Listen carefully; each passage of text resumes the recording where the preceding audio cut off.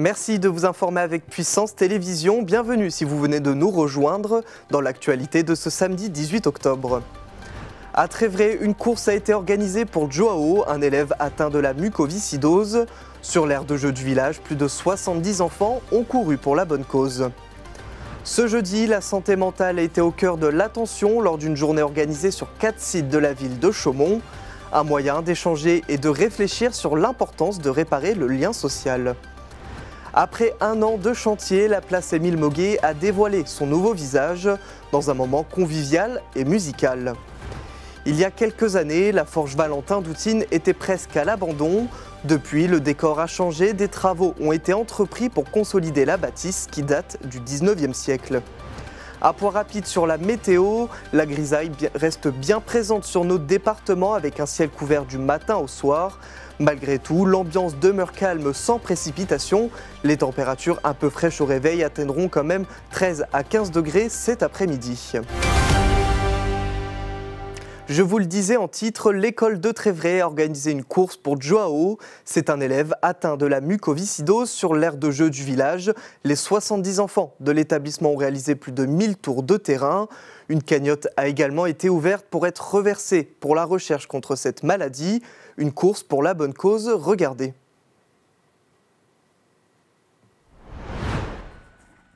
Ces enfants courent pour Joao, un enfant atteint de la mucoviscidose depuis ses 3 semaines.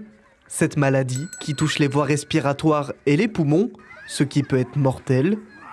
Une course pour la bonne cause qui a pour but de sensibiliser les écoliers, mais aussi de collecter de l'argent pour les reverser aux associations afin de financer les recherches contre cette maladie.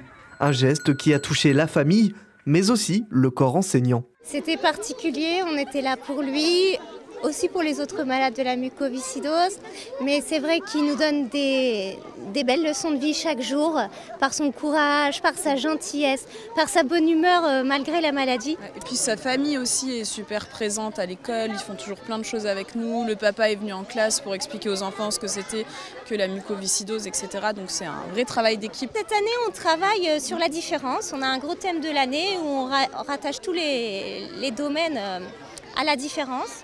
Et puis ça nous semblait assez évident, toutes les quatre maîtresses, de courir pour vaincre la mucoviscidose, pour partager.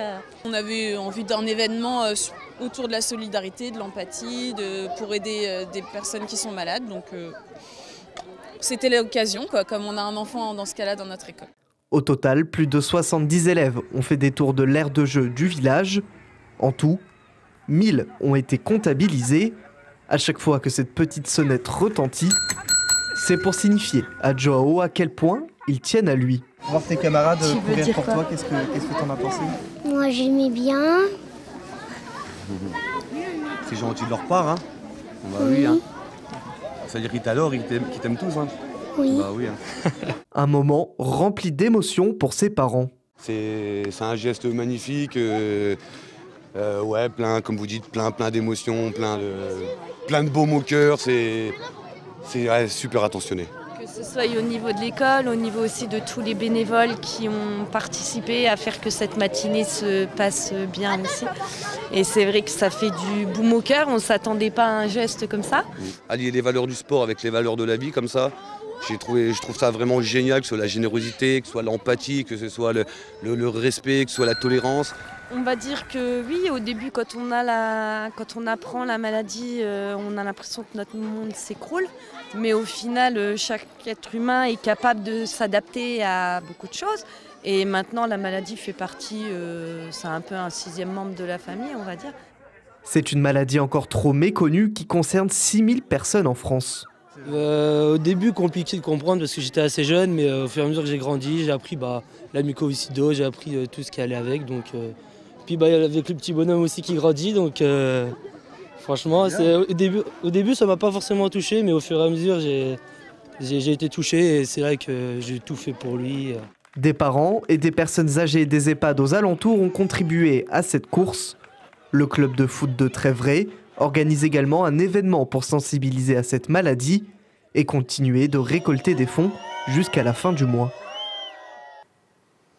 À Chaumont, ce jeudi, la santé mentale était au cœur de l'attention lors d'une journée organisée sur 4 sites de la ville. Entre ateliers sportifs, art-thérapie, musicothérapie et prévention, petits et grands ont pu réfléchir et découvrir et échanger sur l'importance de réparer le lien social. Célia Richard était sur place. Ce jeudi, la santé mentale s'est invitée hors des murs de l'hôpital de Chaumont. 4 lieux, 4 ambiances, mais un même objectif, réparer le lien social.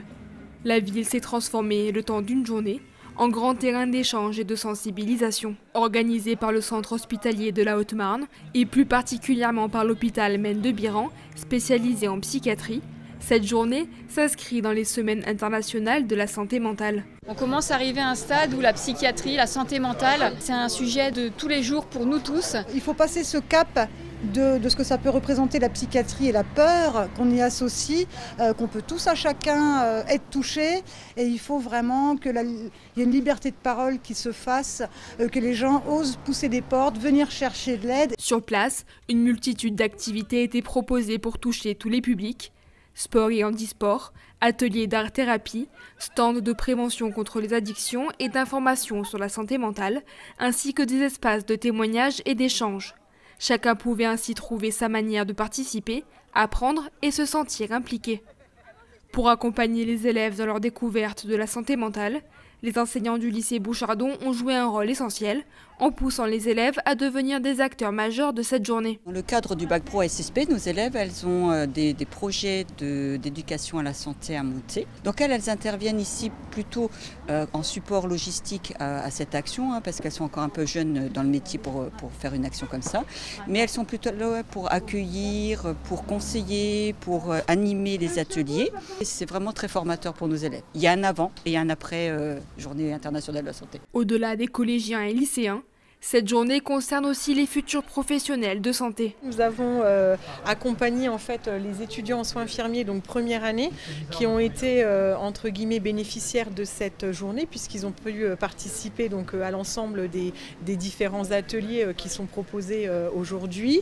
Et puis nous avons également les étudiants en soins infirmiers deuxième année, qui eux sont prestataires ou en tout cas acteurs de cette journée puisqu'ils ont contribué à la réalisation d'un questionnaire à la fois de satisfaction et à la fois d'identification un petit peu des représentations autour de la santé du mental et du lien social. Pour accompagner ce mouvement collectif, des associations partenaires comme l'UNAFAM étaient présentes. Ça nous paraît très important, c'est vraiment la première chose, c'est de faire connaître les problèmes psychiques.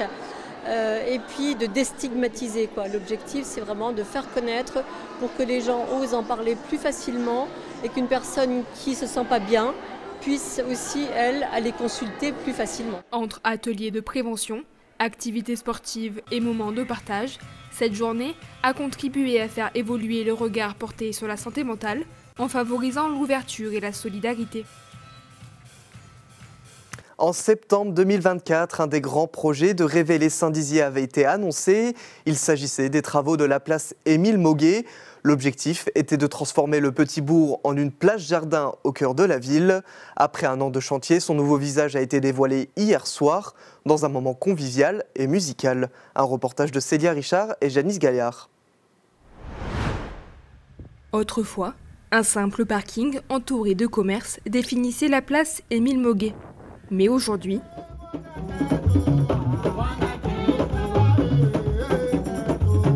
elle dévoile un tout nouveau visage. Après un an de travaux ce 17 octobre, cette zone du centre-ville, appelée communément place du Petit Bourg, a officiellement inauguré son nouvel espace. Une place jardin qui a pour objectif une mise en valeur des commerces. De nombreuses personnes sont venues profiter dans un moment convivial et musical. Ce projet de rénovation, réalisé dans le cadre de Révéler Saint-Dizier, avait été annoncé en septembre 2024. Le but était de redonner son charme d'antan aux places du centre-ville, dont celle-ci. On a voulu 3 choses très importantes. D'abord la place de l'eau et d'avoir ramené cette fontaine en plein cœur parce que l'eau et la fontaine, c'est toujours quelque chose qui est propre à notre identité ici à Saint-Dizier, donc on y tient. La deuxième chose, c'est la présence d'arbres. On en a fait une place jardin avec 18 arbres qui sont plantés ici et je pense que ça va vraiment changer l'ambiance de cette place. Et puis la troisième chose, c'est les assises, des bancs, autant qu'il en faut et de la place pour des terrasses pour que ce soit une place de convivialité en cœur de ville.